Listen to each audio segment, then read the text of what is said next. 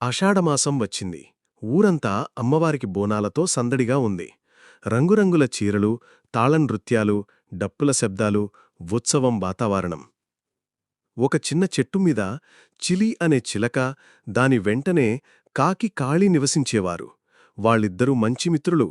చిలక: కాళీ, మనం కూడా అమ్మవారికి బోనం సమర్పిద్దాం.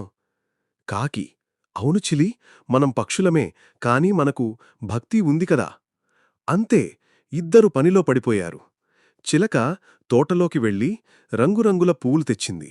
కాకి పొలాల దగ్గరనుంచి అన్నం ముక్కలు, చక్కెర, తేనెలు తెచ్చింది. వాళ్ళు ఓ చిన్న కుండా తీసుకుని అందులో అన్నం, తేనె, పువ్వులు పెట్టారు.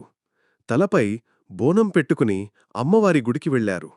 వీళ్ళని చూసి అందరూ ఆశ్చర్యపోయారు. పక్షులు బోనం తెస్తున్నాయా? అమ్మవారు చిరునవ్వుతో వాళ్ల బోనాన్ని స్వీకరించారు. అప్పట్నుంచి ఆ ఊర్లో పక్షుల బోనం ప్రత్యేకంగా ప్రారంభమైంది. చిలీ, కాళీకి ప్రత్యేక గౌరవం దక్కింది.